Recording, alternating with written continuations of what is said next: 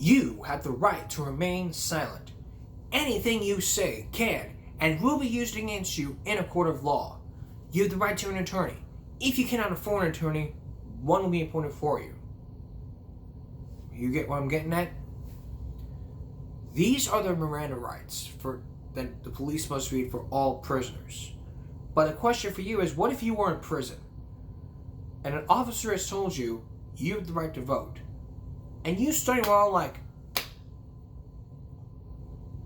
I can't believe it.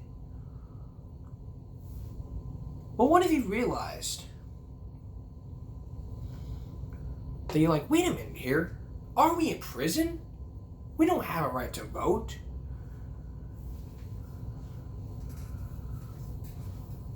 That's the question we're tackling tonight as we look at a case from Nueces from the Lewis County Sheriff. He's going to share how inmates can still vote behind bars, even though that's not their rights. Take a look.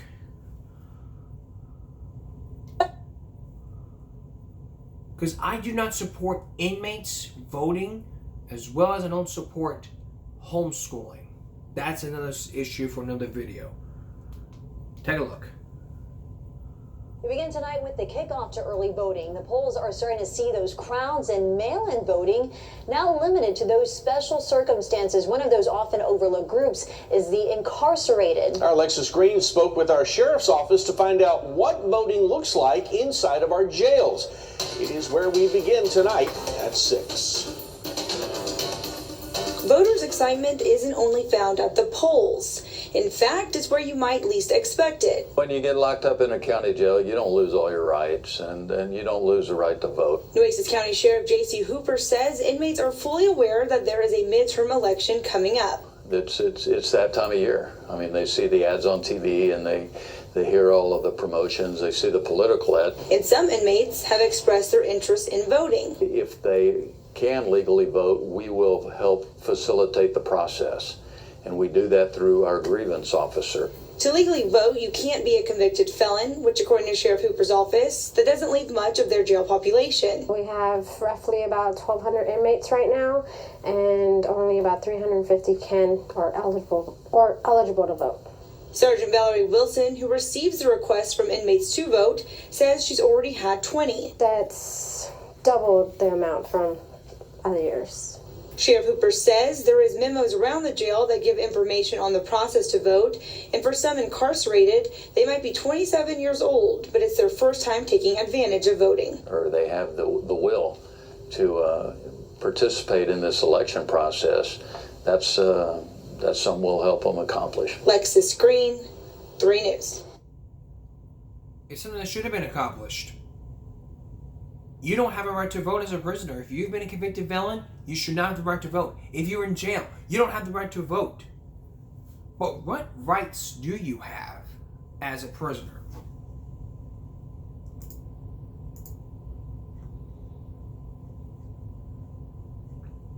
Here are some essential rights of the inmates. These are the rights. This is from findlaw.com. Even the most chronic or hardened inmates have the basic rights that are protected by the U.S. Constitution. If you are facing incarceration, or if you have a family member or a friend who is in prison or jail, you should know about inmates' rights. Here's the list of these rights. The right to humane facilities and conditions. The right to be free from sexual crimes. The right to be free from racial segregation. The right to express condition complaints, the right to assert their rights under the ADA, the right to medical care and attention as needed, the right to appropriate mental health care, and the right to hearing if they are to be moved from a mental health facility. Inmates also have rights to be free under the 8th Amendment of cruel and unusual punishment. The term noted by the Supreme Court is any punishment that can be considered inhumane or that violates the basic concept of a person's dignity may be found to be cruel and unusual.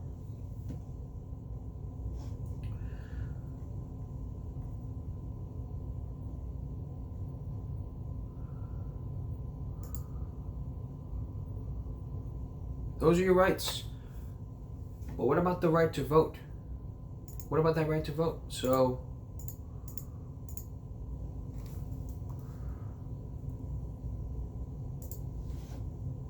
Let's find out.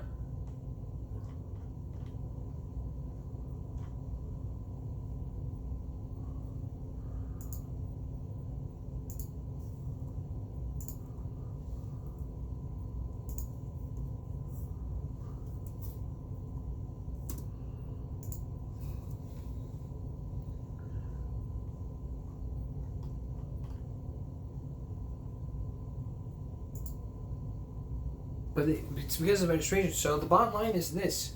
We don't need inmates to vote. They need to be sitting in jail. If you're a convicted felon, you need to be sitting in jail. You don't need to be having prisoners voting.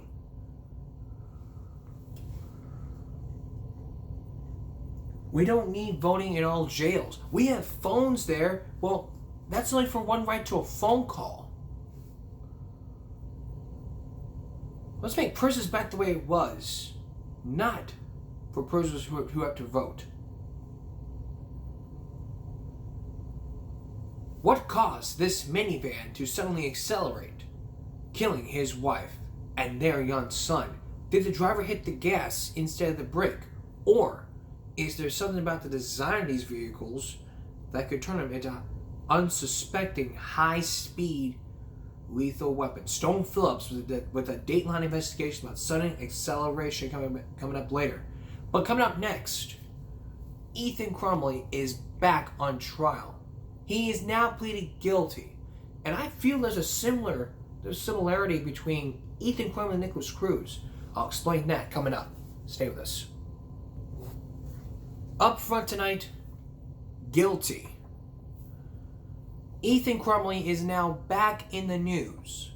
As we told you this when we first brought you the Oxford High shooting, it was none other than 16-year-old Ethan Crumbley, who is now charged with murder. If he's convicted of all these charges, he could face life in prison. Now, when he was in court, they arranged a not guilty plea. Well, just today, he was in court, pleading guilty to all the charges. And as I'm looking at this, it's very similar. This is a very similarity. Yeah, if you don't know what I'm talking about, y'all remember Nikolas Cruz, the Parkland school shooter? This is very similar. In my opinion, it's very similar. Because you have people who admit during the shooting, and sometimes they plead not guilty and then they just walk off free. But in these two cases, you have Ethan who pleaded not guilty, and Nick doing the same thing. So both of them changed their plea to not guilty.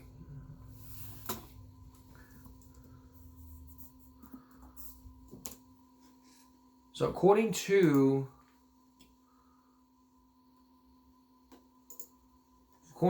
Detroit Free Press, here's what's coming up next. Crumbley is set to return to court for additional hearing at 9 a.m. February 9th. That is several months away, with a sentencing date to follow. In addition to criminal charges against the teen's parents, Jennifer James Crumbley multi-million-dollar lawsuits have been filed by the shooting victims, alleging Oxford school officials would neglect and failing to prevent the shooting rampage in the high school. Now Ethan Crumbley is being charged as an adult. The chief assistant prosecutor told Free Press on Friday that no plea deals, no reductions, and no agreements regarding sentencing have been made. Crumbley, we tried Monday that there was no plea deal in the case. Said it was his own choice to plead guilty. But could it be clear that Ethan Crumbley gets less time? Well, it's unclear whether pleading guilty, which could spare survivors and their families at trial, will earn Crumbley any leniency to help his parents' case. He also could be sentenced to repay the government expenses. In general, sentences for multiple crime convictions run concurrently and according to court documents. First-degree murder is punishable by life without parole, or a minimum sentence of 25 to 40 years, and the maximum is at least 60 years.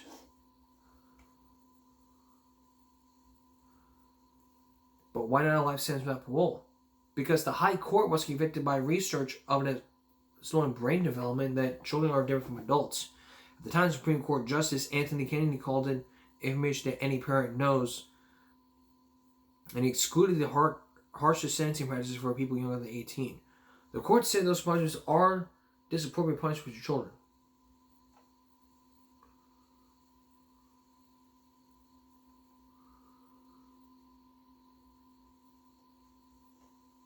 But who was the judge in the case? Quaden Rowe, who was appointed by the Oakland County Circuit Court in August 2021, became the second African-American man to serve on the 6th Circuit. Oversaw the plea. He earned his law degree from Thomas M. Cooley Law School and graduated from James Madison College of Michigan State University. That's the judge in the case. So that's all we know at this point. But the parents are still in jail. Now it's been about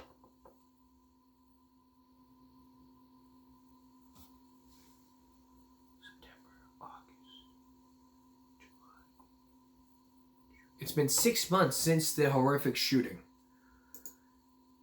And now there is new information about this issue. The Uvalde educator spoke out about a false blame in the shooting aftermath.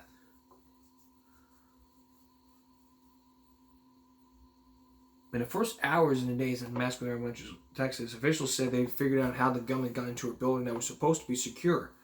That statement by Cole Stephen McGraw, director of the Texas Department. Amy Marlin spoke out about this. Speaking probably the first time, a school aide who worked with students in the school said she still struggles through post-traumatic stress from the shooting and its aftermath. She insists that the world know what happened and what didn't on a warm sunny morning that would turn unspeakably ugly in South Texas.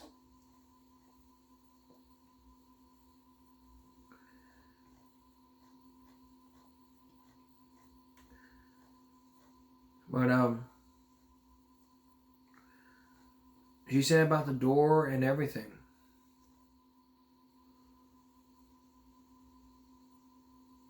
As for McGraw, who pinned the blame and the massacre on her, Marin says she has no one to message. It's your job to investigate when any incident like this happens. You sit there and you investigate. Your job is to sit there and watch that video from beginning to end. You chose not to. I agree. He should have chose to watch that video. Now, because of all this, he's deciding not to. And look, y'all, I live by saying when you choose the behavior, you choose the consequence. And that's the one I live by to this day. No matter what. So, I'm glad she spoke out telling her side of the story. And I believe she's telling the truth. You may have heard the case of sudden acceleration happening. Well, up next, we're going to talk to you about, tell you a case of sudden acceleration to where a Ford car got hit in a park. And you're also going to meet some mechanics who give their version of sudden acceleration. So, we'll have that for you next. There's been a mystery that's had drivers and automakers scratching their heads for years about cars. Cars that seem to take off on their own. It's called sudden acceleration. It grabbed headlines back in the 80s, and now the federal government investigated by looking into all this. So, what does that mean for you when you get behind a car? Here's Stone Phillips with a Dateline investigation. On June 10th was our church picnic, which was to be a kickoff for Bible school, which is to start the next day. Pastor Jeff Batet and his wife were looking forward to taking their little boy Nathan to the picnic that Sunday afternoon in 1990. As people gathered at the local park in Nokomis, Illinois, a member of their church hopped into this Ford Aerostar van to run an errand. No one could have imagined what was about to happen. I just looked up and I heard this engine roar. It had a scream noise to it, like it was going out of control. Gene Zoller says it suddenly lurched forward. The runaway van crashed through a concrete bench, through picnic tables and wooden pillars, heading straight for his wife Evelyn, a Sunday school teacher and mother of 10. And next to her, asleep in his stroller, Nathan Patet. Couldn't believe what I seen.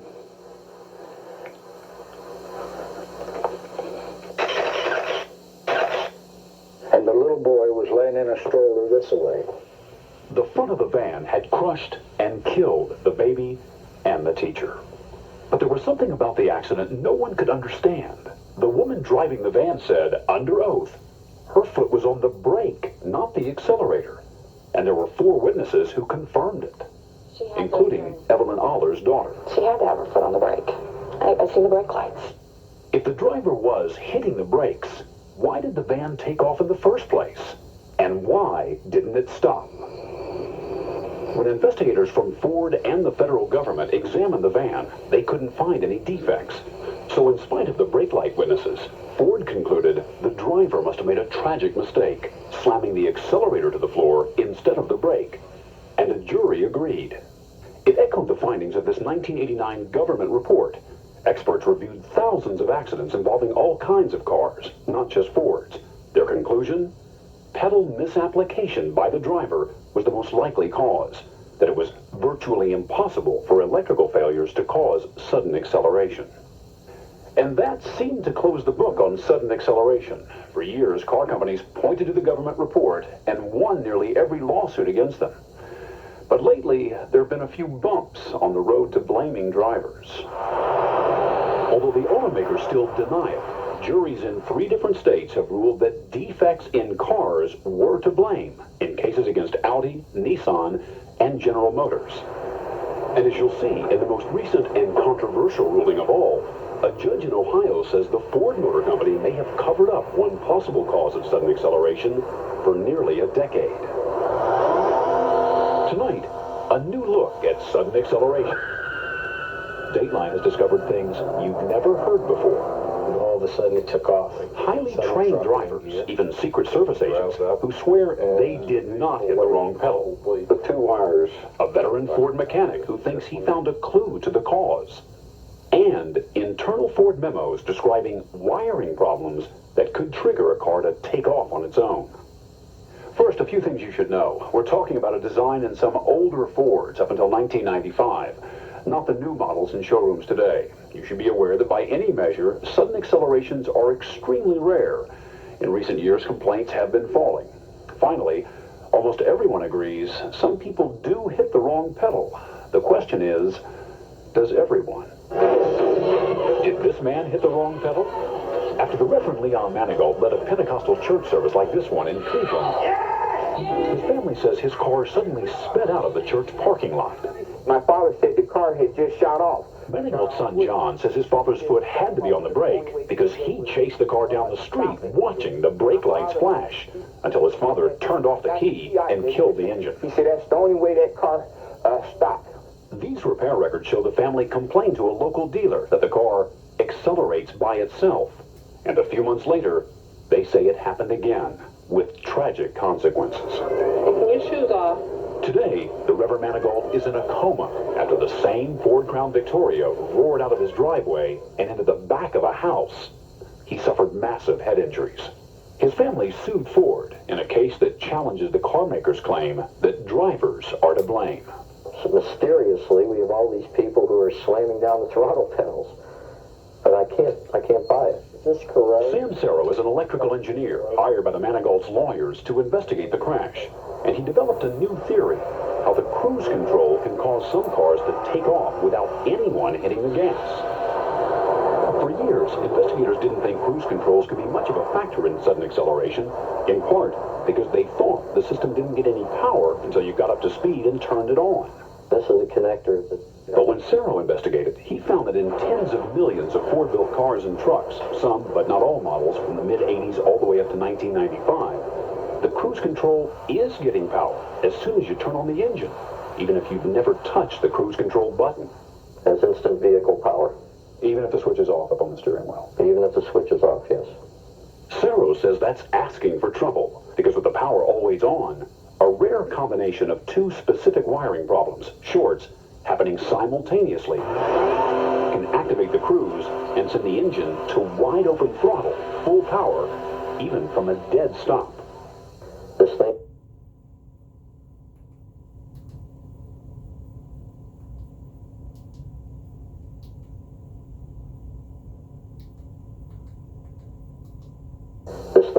can, without you wanting it to, it can pull a wide open throttle.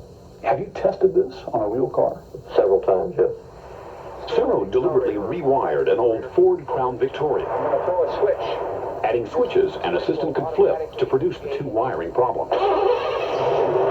In this demonstration, played in an Ohio court, the driver puts the car into gear and without touching the accelerator, flips the switch.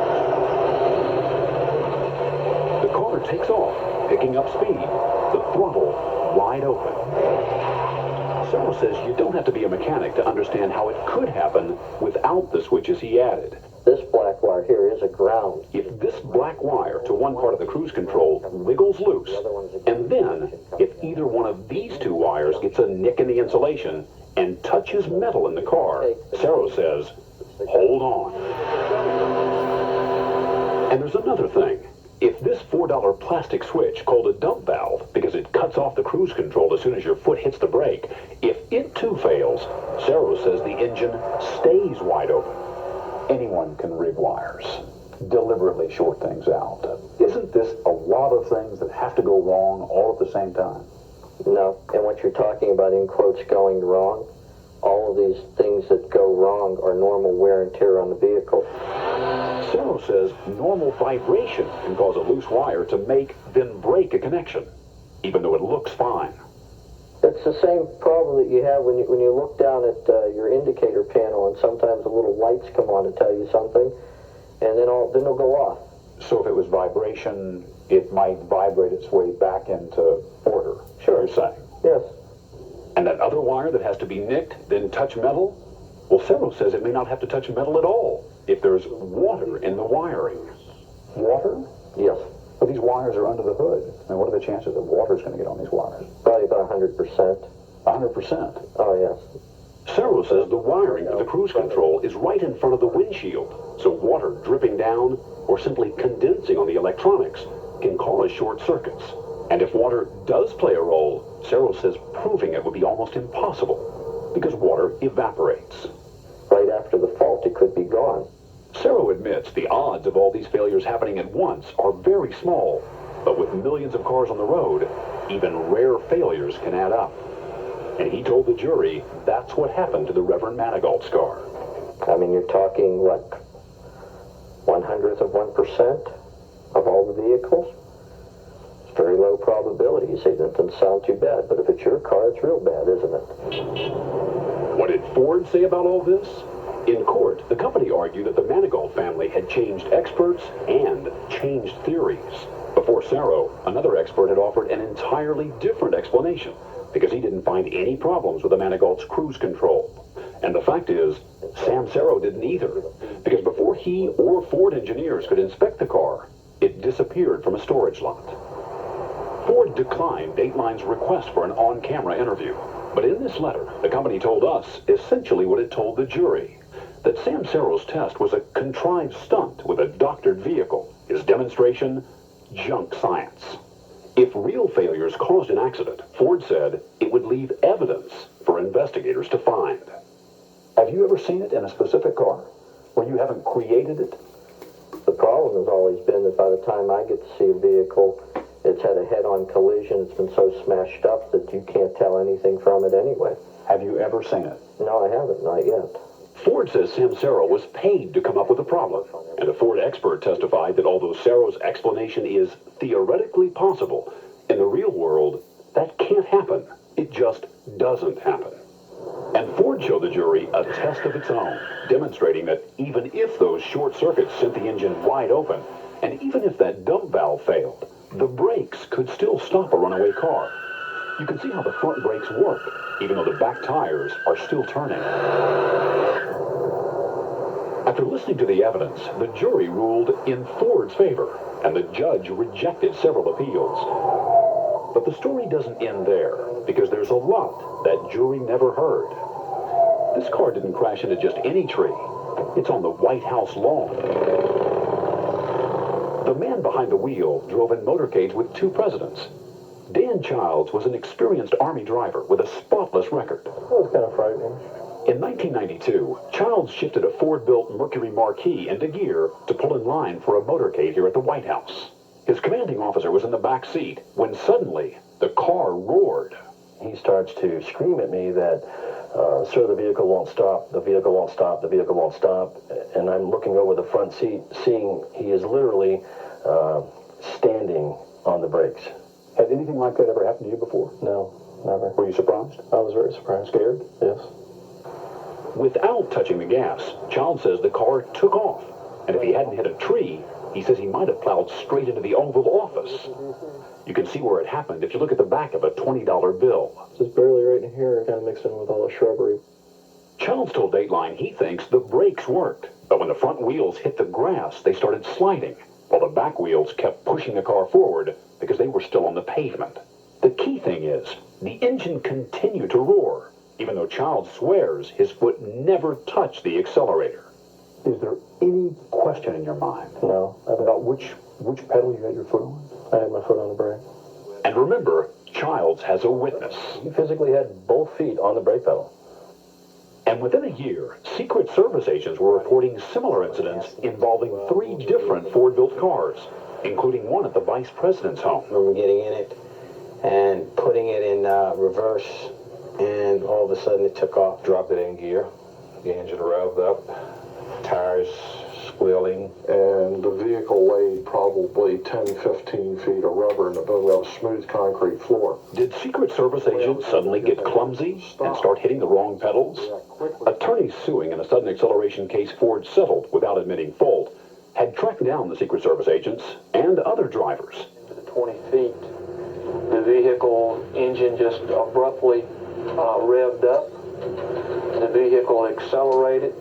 A Ford public relations man at company headquarters. Put it in gear, it took off, spun wheels, as I recall the situation. When Mrs. Ford entered, I entered the car. And it even happened to a driver chauffeuring Mrs. William Clay Ford of the company's founding family. There was a sudden surge. I immediately hit the brake, but the car did not stop. These records show Ford was getting so many complaints, as many as 100 a month, it had launched its own internal investigation. But the judge in Reverend Manigault's case never allowed the jury to hear about that, or the White House lawn, the Secret Service, or any of the other incidents. What the jury did hear was a Ford lawyer say Samsero's ideas were purely theoretical and had never happened in the real world. When the Reverend Manigault's lawyer told a different judge that Ford knew about thousands of sudden acceleration incidents, including ones with trained drivers who swear they didn't hit the wrong pedal, the judge issued this blistering ruling, saying Ford had perpetrated a fraud upon the court and may have misled the government. In ordering a new trial, he wrote, "It seems certain that further death and injury is likely to occur unless and until the truth about the causes of sudden acceleration events becomes public knowledge." Ford told Dateline it's appealing what it calls the judge's erroneous and unconscionable rulings. The company says it didn't hide anything, and that its statements in court are absolutely true, that it's investigated every one of the incidents we've told you about, and in some cases the government has as well. And Ford says no one, not even Samsero, found evidence that a mechanical or electrical problem caused any of those sudden accelerations. And what we had found was the solder. But wait till you hear what a mechanic at a local Ford dealership says he found. And what the man who oversaw that government report on sudden acceleration says now, after Dateline showed him these internal Ford records. It makes you think that there is something more substantive to Samsero's theory than just theory. When we come back, what that man says he did not know about Ford's cruise control system. You also meet some mechanics who say about sudden acceleration. Stay with us. Back to our story. You've heard about these Ford cases and these sudden acceleration incidents, but you're about to meet some mechanics who have a different point of view, and you also meet a former NHTSA employee who oversaw that Ford report, and you're going to see, and you're about to see some memos that could shed some light on sudden acceleration. Once again, here's Stone Phillips. By any measure, sudden acceleration is rare, but this mechanic in Boston says he's seen it with his own eyes, not once, but twice. These are the tire marks right here? Still here after all these years. Junior D'Amato says one day outside his shop, he heard a crash. A woman's car had just hit a school bus. The back tires were still spinning. We saw the tire smoking, and we saw the brake lights on at the same time. So she had her foot on the brakes. The brake lights were on. And within months, another customer brought in a different Ford-built car, complaining it too had taken off.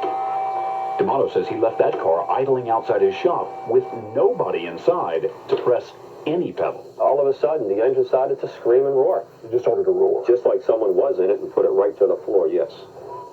Junior D'Amato is more than a mechanic. He writes a weekly column about auto repair syndicated in newspapers across the country. When he called Ford back in 1991 to report the problem, the company sent out an investigator, but told D'Amato it couldn't find a problem with the car. All we're going to do is just loosen it, So years later, when D'Amato heard about Sam Serro's short-circuit theory, he says he decided to try it for himself. He showed Dateline how he deliberately loosened that first black wire to the cruise control. I just unplugged it. We started the van, but left it in park so it wouldn't actually move. Then we watched as D'Amato deliberately nicked the insulation on one of those other two wires, then grounded it.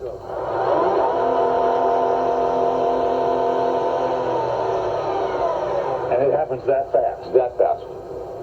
Quicker than you can blink your eye. It's either one of these Either wires. one. That's one wire. And this is another wire. Now, is that actually pulling down the gas pedal? It'll actually move the gas pedal. Now, as long as that continues to be there, this is going to keep revving. Pretty much. Remember, the van's not taking off because we never put it in gear. And the engine is roaring, even though D'Amato never turned the cruise control button on. He didn't have to. Ford admits that in some, but not all, of its models built before 1995, the cruise control is always getting power, even at a dead stop. Does your experience tell you that this is a reasonable explanation for the sudden acceleration incidents? I would have to go with that assumption, yeah. Of course, Junior D'Amato didn't find those shorted wires. He created them. But Dateline discovered there's another mechanic who did find something. A wiring problem on a Ford that had suddenly accelerated through a parking lot. Long before engineer Sam Serro was involved in sudden acceleration lawsuits, Larry Miller was the service manager at this Ford dealership in Okmulgee, Oklahoma. In 1990, a customer came in complaining that his new Ford Aerostar had suddenly taken off by itself. There was no question in his mind. No question. His foot was on the brake. Correct. Never on the accelerator. Correct. Robert Mull was driving. His wife Sally was sitting next to him. And we just flew. We were hitting speed bumps. After bouncing over the bumps, she says the runaway engine quieted down as mysteriously as it had roared. So Miller says he called Ford's national hotline for help. This is a written record of that call from Ford's own files. It shows how Miller reported the van took off through a parking lot after the engine went to full throttle. The first recommendation from Ford headquarters? Check for chafing on wires from speed control amp to servo. The same wires Sam Serro says could cause problems. And Dateline discovered Ford wasn't just telling Miller. Remember how the pedal moved by itself when the cruise control kicked in? This is another Ford hotline report, same year. A Ford dealer from Virginia calls. Customer says vehicle went to wide open throttle and he could not hold it with the brakes. The recommendation from Ford headquarters? Question customer as to whether the accelerator pedal actually moved or not. If so, check the wiring between the speed control amp and the servo for shorts. Now remember, Ford told that jury back in Ohio that it never found a case in the real world where wiring shorts had caused sudden acceleration, that it just doesn't happen. So why would experts at Ford headquarters be telling a mechanic in the field to check the wiring? Ford told Dateline it was simply telling mechanics about every possibility, however remote. Where these wires were touching. But it turns out, when Larry Miller started checking wires, he actually found something. We don't have the original cruise control, so on another one, Miller showed Dateline where 8 years ago, he'd found two wires hidden inside, nearly touching. The solder joint coming off of this wire had dripped down to where it was almost touching the gray black wire. And our contention is that when he put it in gear, it jerked just enough to make contact with those wires. That's just one of the things that would have to have gone wrong. But Miller thought he'd uncovered an important clue. There's not a doubt in my mind that that's what caused this one. And he reported it back to the hotline. Dealer called back to This all happened when Ford says it was in the midst of a massive and expensive investigation of sudden acceleration. But instead of checking the van for itself, Ford closed the case. So nobody from Ford came out to see firsthand for themselves what you reported over the hotline? No. In a letter to Dateline, Ford defended its decision to close the case, finding its car was not to blame. Although Miller may have identified one of the 5 malfunctions that must happen simultaneously, Ford said he didn't find the others. But was Ford already hearing about the other malfunctions, which combined could cause sudden acceleration? Dateline reviewed internal Ford documents, including this one, written 3 years before Larry Miller's call. It lists the problems in some of Ford's cruise controls, including water in the amplifier, open circuits. And remember that plastic dump valve cutoff switch on the brakes? Pinched dump valve hoses. Ford told Dateline it was just a routine list to improve performance, and that Miller didn't pinpoint any of those problems. When all of the facts are considered, the company says, it is clear that Ford acted appropriately when it closed its investigation. But take a look at what this internal Ford memo was saying back in 1990. Even as Ford closed the case, a Ford zone manager was summing it up saying, Larry Miller eventually found a fault in the cruise control which could have caused a sudden acceleration.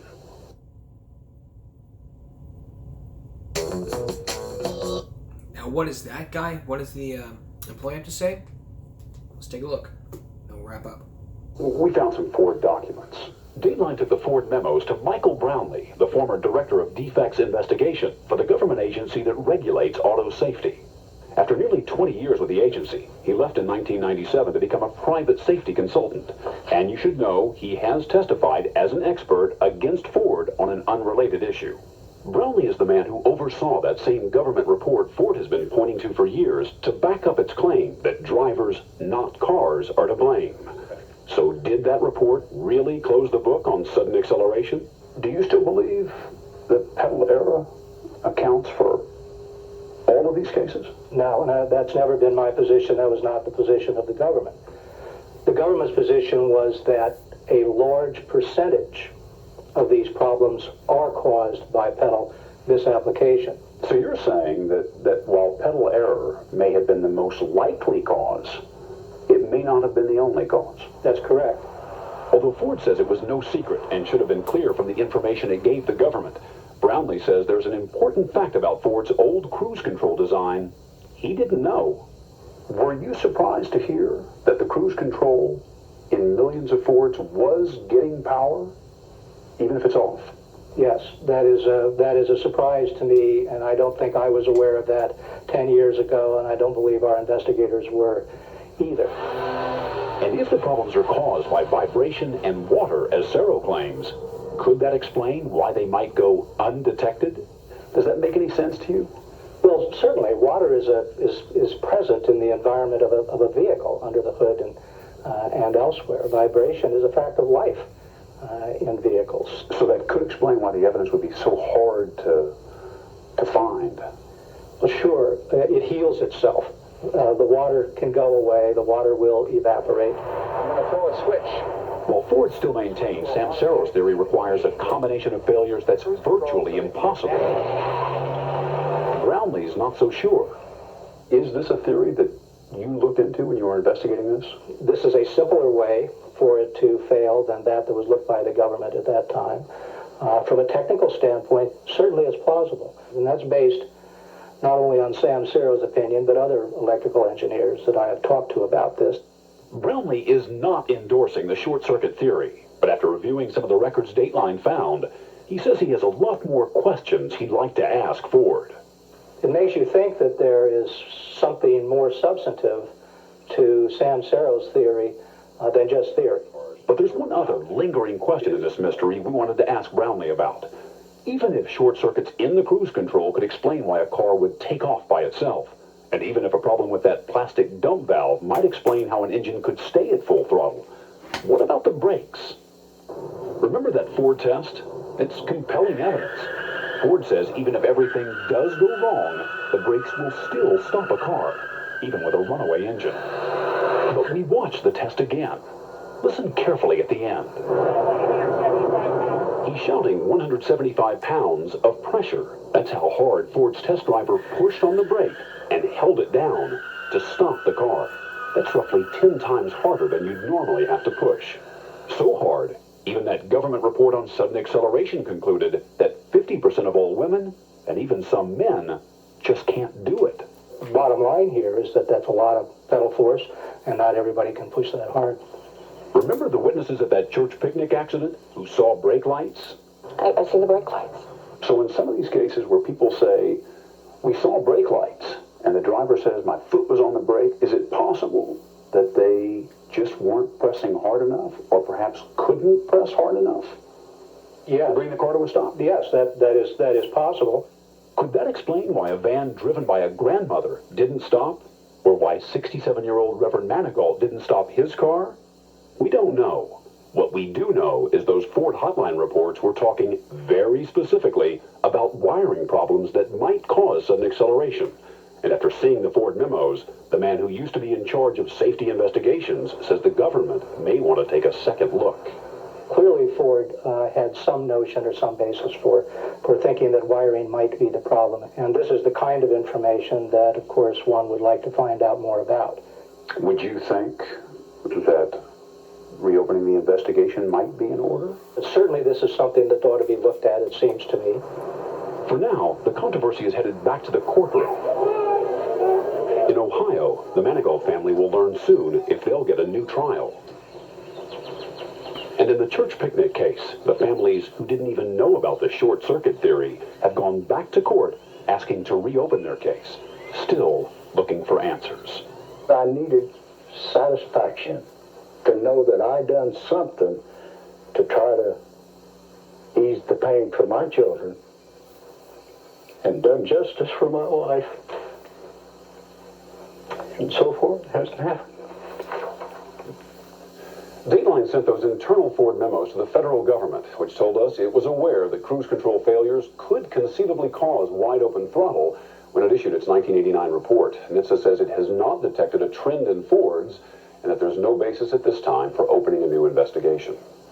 Remember, the government's 1989 report concluded that driver error is the most likely cause, and it did not find a higher rate of sudden acceleration in cars with cruise controls. In a recent example, a Minneapolis police officer was behind the wheel of a Ford van that took off, killing 2 people. That van did not have cruise control, and federal investigators believe the officer must have hit the wrong pedal. Some people do. The question is, does everyone? Probably not. Before we go, quick story here. In Bentonville, South Carolina, family of a 10-year-old Natsa Z Cook has been bullied in school and led to the child take her own life last week at Bentonville. I'll have that story for you coming up on Wednesday. That's all for this edition of Give Me Break Monday going to Tuesday. We will see you again for Give Me Break Wednesday. And for all of us here at Give Me Break and YouTube, stop bullying, speak up. Good night, everyone.